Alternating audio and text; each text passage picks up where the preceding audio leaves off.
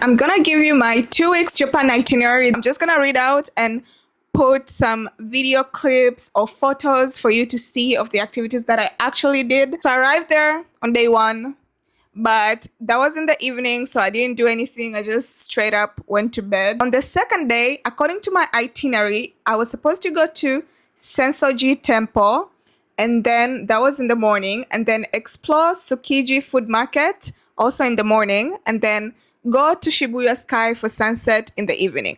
I ended up going to Sensoji Temple and Shibuya Sky, but I didn't go to Tsukiji Market. This is because I got really bad reviews online about Tsukiji Market. Everyone was saying like things were overpriced and it was nothing special. And apparently, I didn't know that outside of the Sensoji Temple, there are food markets around there. So I went there with my friend. I just met her really, but it was a good time. We went to the temple and then we went around having snacks around that area around Sensoji Temple, and then we went to see the biggest Don Quixote. It's around that area. Now, I am not sure if it's the biggest in Tokyo or the biggest in Japan. My friend was the one who suggested that we go. It was pretty cool. Like, it wasn't anything crazy to me because it's just a shopping mall, but it was cool to see it. Then in the evening, I went on my own to Shibuya Sky for the sunset. This is honestly one of my highlights for Tokyo. I see a lot of videos being like, oh, don't go to Shibuya Sky, go to this instead. I mean, I can't comment much on that because I've never been to the other, sunset viewing spots. But for me, I was very satisfied with Shibuya Sky. But just a heads up, you have to book like a month, like exactly a month. I think slots get fully booked, especially if you want to book like the sunset slot. I didn't get the sunset slot, but I booked for around 3:30 p.m. I got there a bit late, like maybe 30 minutes late, but it wasn't on purpose, but they let me in. And then I just sat there and waited until the sunset time. I think even if you go there like 2 hours before, it shouldn't be too bad. There is things to do there, like there is drinks you can buy, and then there is people. I mean, I went alone, but I ended up meeting some girls there and they took some photos of me and it was a pretty good time. The sunset was beautiful. I mean, honestly, this is a 10 out of 10 experience. Then after that, I met up with some friends that I met on this app called TripBFF together with the girl that I went to the temple with, and we had dinner. It was really nice meeting new people. Like, everyone is solo traveling in Tokyo. Like, it was really fun to meet pretty much everyone. And then the second day, I had planned to go to Tokyo Disneyland, but I had crazy rashes all over my face.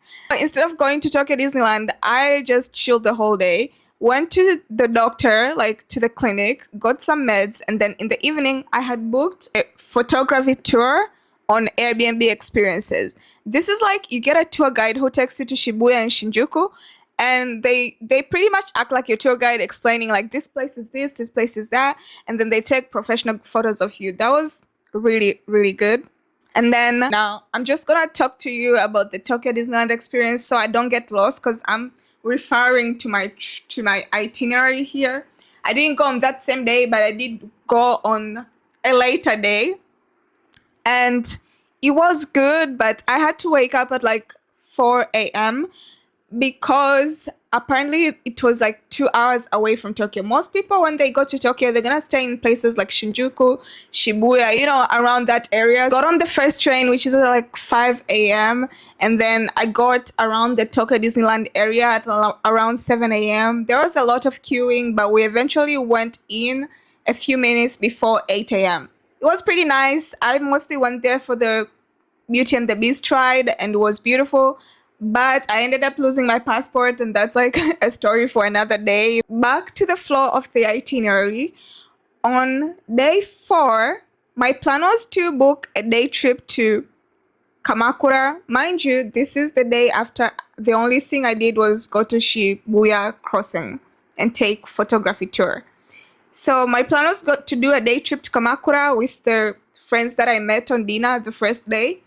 And then in the evening, go to karaoke in Shibuya or Shinjuku and do like the photo booths and just like kind of go around that area. Because when I was with the photographer, we didn't really do much. I was kind of in a hurry and I was feeling sick. So I wanted to really, really experience these places. I couldn't go to Kamakura because first, those rushes, I was like, I don't think I'll probably have to put on like a lot of makeup and the heat in Japan, and I would just be uncomfortable. So I pretty much woke up late and ended up finding out my friends already left Kamakura because you have to wake up pretty early because it's a day trip. So I didn't go. Yeah, I did go to karaoke in the evening with a friend that I also met on True BFF. It was really fun. We met at Shinjuku, but we didn't really like the karaoke booths. Like, obviously, we're using Google, but we didn't really like the options there. So we decided to go to Shibuya instead because we wanted somewhere more laid back. It was fun. Like, I was really looking forward to experiencing, Japanese karaoke. So that was also, I think, one of my highlights for Tokyo. Although it's just like singing, but it's like, well, I've never sang at a booth in Tokyo before.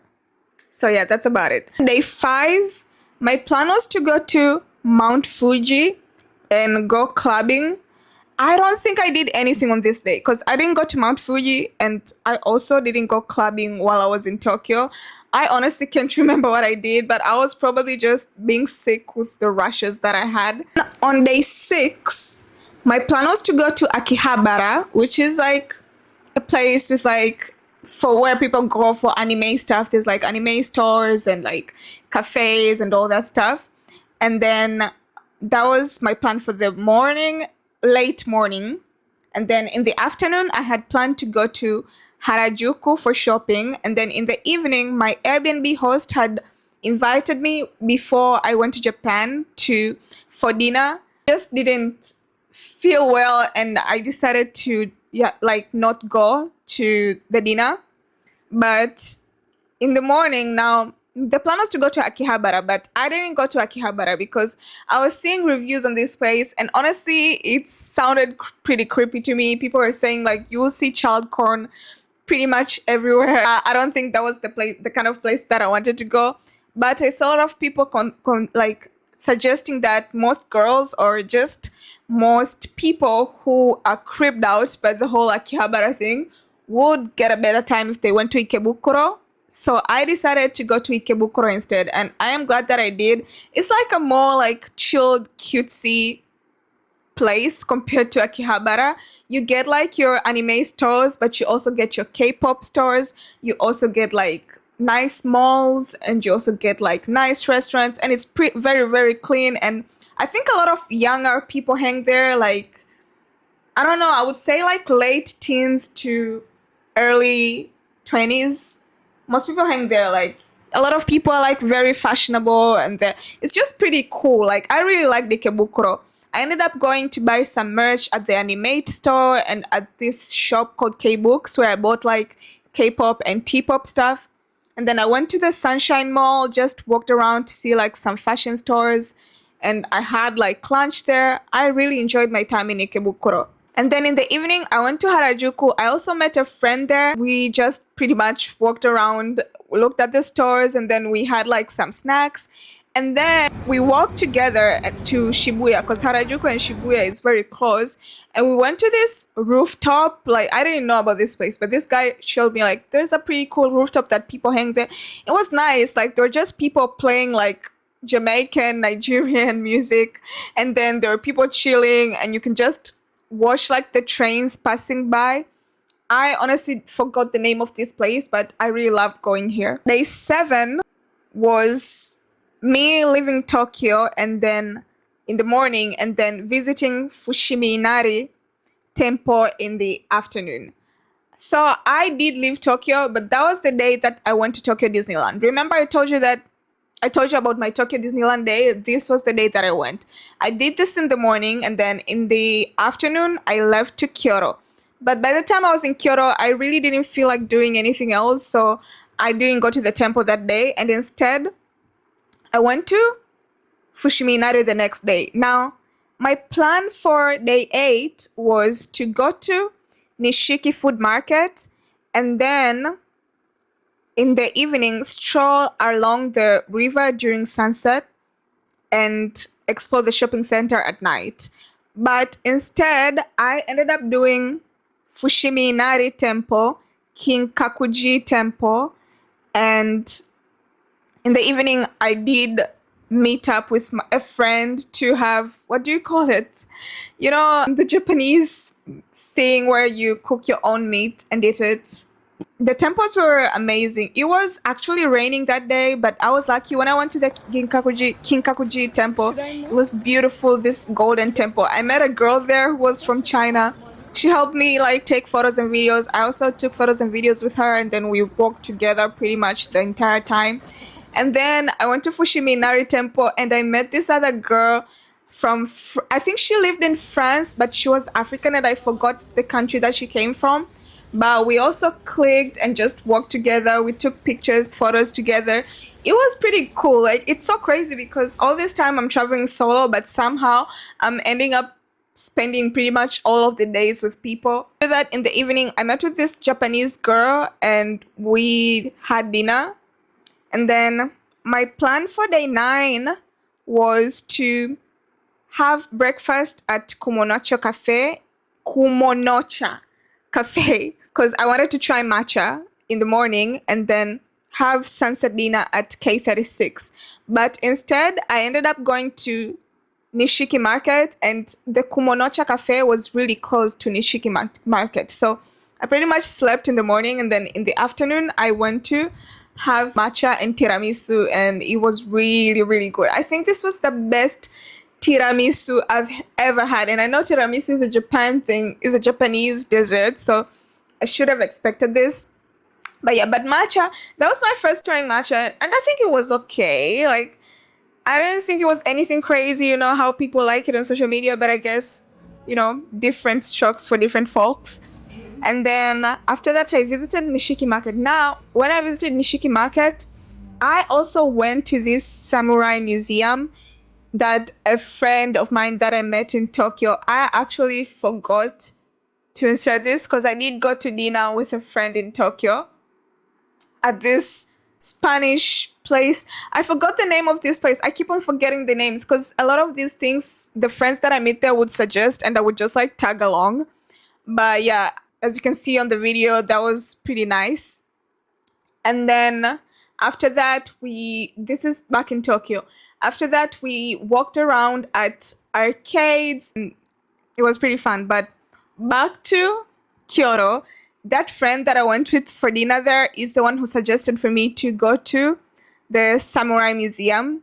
And it was really good. Like, I don't know, it was good. Like, they basically just told us like how ninjas started, how samurai started, and Japanese feudalism, how it all went, and they showed us like some tactics that they use, like some of their martial arts, and then we got to try on the costumes, like the samurai uniforms. It was really, really good. That was inside Nishiki Market, like pretty much, yeah, I would say inside, like, because you go into the market and then the museum is pretty much there. Then I walked a bit at the market, had some snacks, and headed back home. Back to day 10, my plan was to go to Osaka in the morning and then go chill at Haruka's 300 Observatory for sunset with city views in the evening. I did go to Osaka, but in the evening, because I was pretty tired, I actually decided to go to Dotonbori in the evening. Dotonbori is like, you know, the street where you have like the Glicoman billboard and there's like food market. Pretty much like where a lot of people, when they go to Osaka, like they must go there. So yeah, in the evening, I just walked. I didn't even take a taxi or anything because I wanted to just like explore the city, and I walked up to Dotonbori. Was really good. I was alone, but it was still fun because there were so many things to do there. There were arcades, and then there were food. I sat at some like restaurants and ate some Japanese food. On my day 10, my plan was to visit Osaka Castle, and then in the evening go to Dotonbori. But instead, in the afternoon, I went to Osaka Castle. I really love this place. Like, the castle is beautiful. I mean, there isn't much to do there, but I think if you're just someone who is fine with just being at like a beautiful place and soaking in the vibes, it's good. Like, I enjoyed it. I didn't go inside because I know some people pay to go inside the castle, but I was just outside. I sat by the benches, I looked at the castle, I interacted with some people, I took some videos, I took some photo, and I had a lot of fun. Then after that, I went to Haruka's observatory. Remember that my plan was to go there yesterday, but ended up going today. And oh my god, this was one of my highlights of Osaka. I am so happy that I went to this place. First of all, immediately after I got there, I ended up meeting another girl who was also alone. And then she asked me to take photos of her. We took photos of each other, and then we just clicked, and we were like, yeah, let's just spend the day together.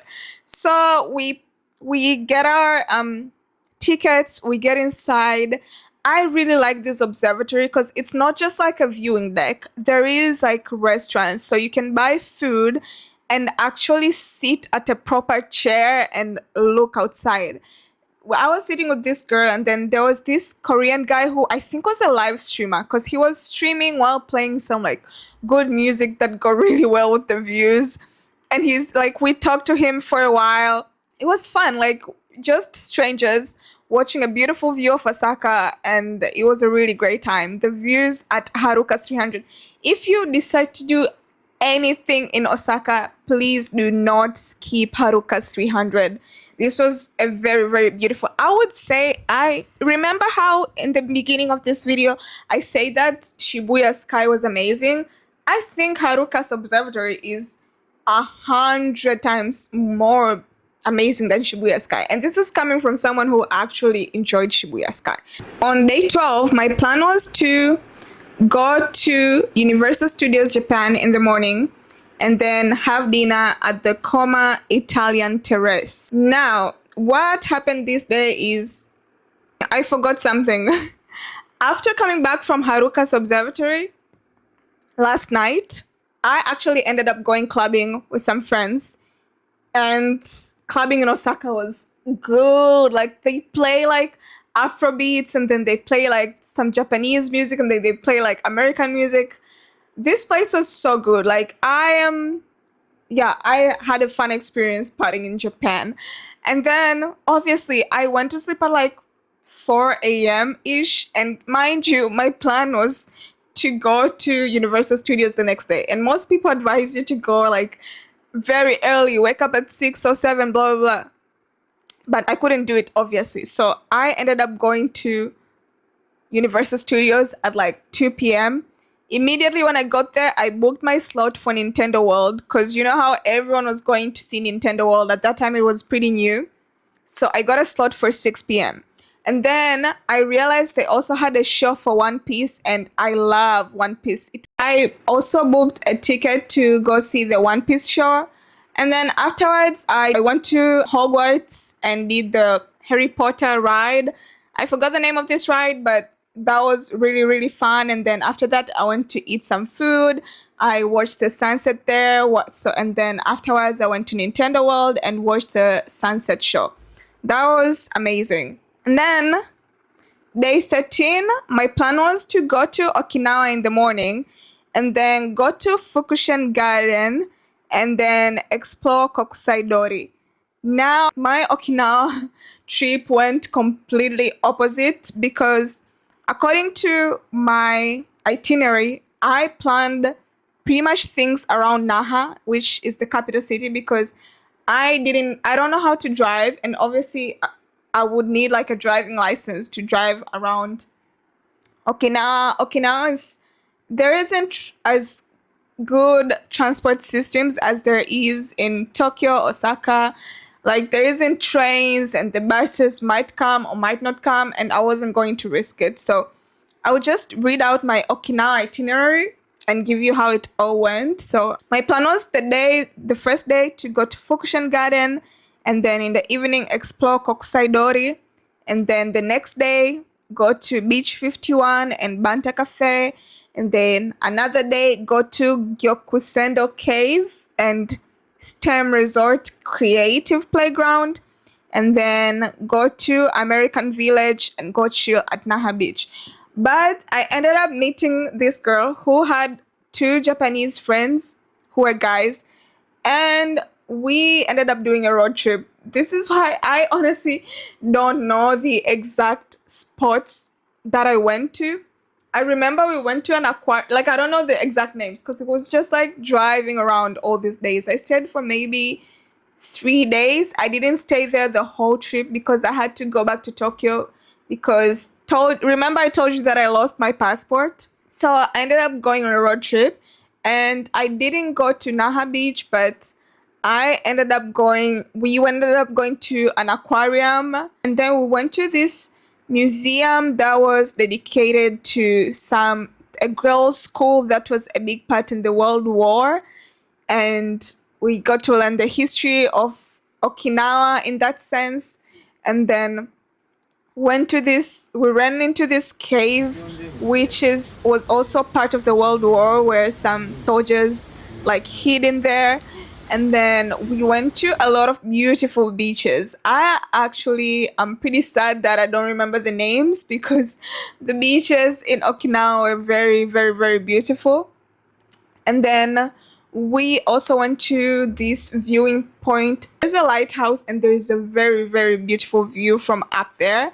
And then at the last day, we also went to American Village. It's basically just like an imitation of, maybe, I don't know, it didn't look like America to me, but they had like the states and some flags and some restaurants and some steakhouses. I mean, we went to a hotel and had some steak and whatever, but it was pretty good. Like, I enjoyed the whole thing. This is my whole Japan itinerary. Feel free to copy it. I make videos on travel, things like story times, advice, tips, and also some insight into working online while traveling. If that's your thing, subscribe, like, share, and see you soon.